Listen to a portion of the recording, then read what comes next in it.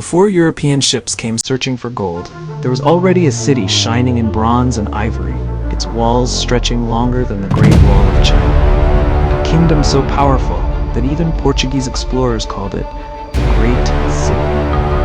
But few know the truth of how Benin rose from the forests of West Africa to become one of the richest and most advanced empires the world had ever seen. This is the story of Benin, a kingdom that traded gold for power and art for immortality. If you love stories of power and wealth and forgotten empires, don't forget to subscribe and turn on the bell. Your support helps us bring history's greatest stories back to life. In the heart of West Africa, around the 11th century, a small forest kingdom began to rise, ruled by divine kings and prophets.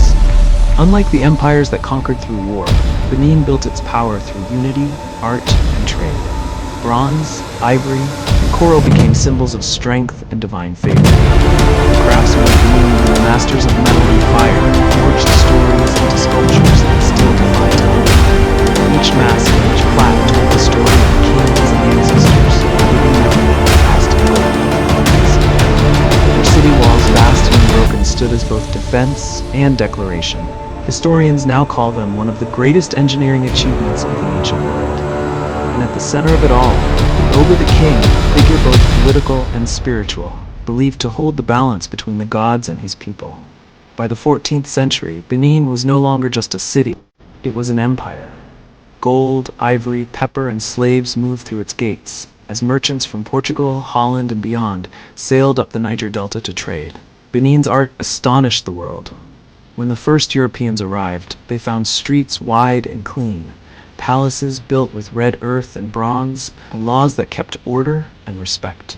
To them, Benin was not just a kingdom, it was civilization itself. The Obas ruled with precision and power. Under their reign, Benin expanded, its wealth flowing like rivers of gold. Every statue, every carving, reflected not just art but authority. And in the golden light of the 15th century, Benin stood as the beating heart of West Africa. But no empire lasts forever. In 1897, British soldiers invaded Benin under the pretext of trade. What followed was destruction, a burning city, and thousands of priceless bronzes stolen and shipped to Europe. The world called it the Benin Punitive Expedition. But to the Edo people, it was the day their empire bled. Benin City was looted and burned to ashes. Yet, even in ruin, Benin's story refused to die. Today, those same bronzes sit in museums across London and Berlin, symbols of both African brilliance and colonial greed. But Benin endures through its art, its spirit, and its people.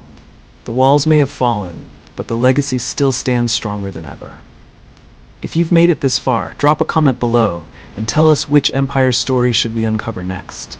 And if this journey moved you, like and share it with someone who loves history. The Benin Empire was more than a kingdom.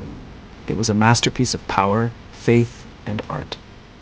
It proved that true wealth isn't measured in coins or gold, but in what survives after the flames.